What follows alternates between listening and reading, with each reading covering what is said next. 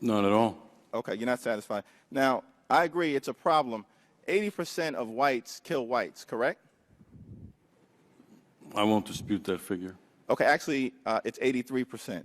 Now, is white-on-white violence a problem in America that we should also have a robust discussion about? Violence in America, I'm sorry, Mr. Chair, Congressman, violence in America in general is problematic. But if you look at the rates, that's where it starts coming a little more into balance in terms of the data I've seen, and I've looked at a lot of it. The white-on-white crime does happen, 80% figure you put out there, but when you look at the rates of it, these two are not even close. Right, the rates are roughly equivalent in terms of the context of people who live next to each other, and because of housing segregation patterns or just where people tend to live in America, ethnic violence tends to occur, racial violence within the same group. And so elevating it beyond that fact, I think, is irresponsible. We all want to deal with the black-on-black violence problem. Now, it was mentioned that there's a cooperation issue in the black-on-black violence context. I don't think I've heard the phrase mentioned, blue wall of silence, here. So if we're going to have a conversation about cooperation when someone crosses the line, seems to me to make sense that we also have to deal with what may be another elephant in the room, to use your term, Sheriff Clarke, the blue wall of silence, that the overwhelming majority of officers are good officers. But what often occurs is that when an officer crosses the line, the ethic is not to cooperate or participate or speak on what a bad apple officer has done. Professor Ramirez, would you agree that that's perhaps something that we should also be focused on?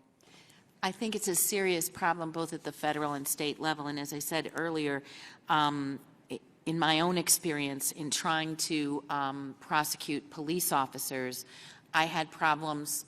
Here's just one problem. The FBI and DEA said, we won't even serve subpoenas on a case in which there's a police officer as a defendant. Here's a second problem. They tried to testify in the case in favor of the police officer, saying that they had made their own independent evaluation of the case. This is a case, by the way, that was adjudicated guilty against all officers, and they were incarcerated for between 10 and 20 years after the trial. And as you know, in Boston, we had a problem with the FBI, that there were FBI agents who were engaged in a series of misconduct with Whitey Bulger, and that went on for many years and was not prosecuted. Thank you, Professor Ramirez. My time is getting ready to expire, but Sheriff Clarke, you also mentioned that, the use of force should be examined in terms of factual data and not an emotional foundation of false narratives. Is that correct? Did I get your testimony correct in that regard? Mr. Chair and Congressman, yes. Okay. Now, was the reaction to the Eric Garner case, who was choked to death using a procedure that had been banned by the NYPD for more than 20 years, wasn't resisting arrest, said, I can't breathe 11 times on 11 different occasions. There was no response by all of the police officers who were there. Was that a false narrative that people in the city of New York and the country are reacting to, sir? Mr. Chair, Congressman, first of all, he wasn't choked to death, not from the report that I had seen out of the grand jury testimony, and even from the medical examiner's report. He wasn't choked to death. The medical examiner ruled the death a homicide by asphyxiation.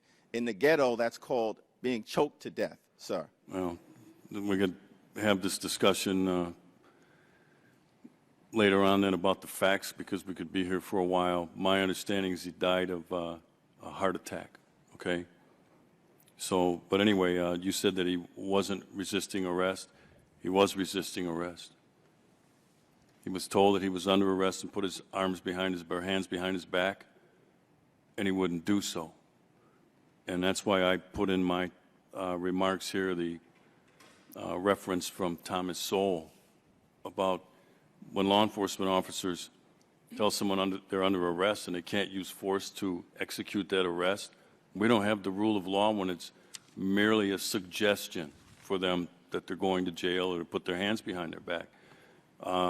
Those are behaviors, like in the instance of Mike Brown in Ferguson, Missouri, where some different choices by the individual could have helped the situation.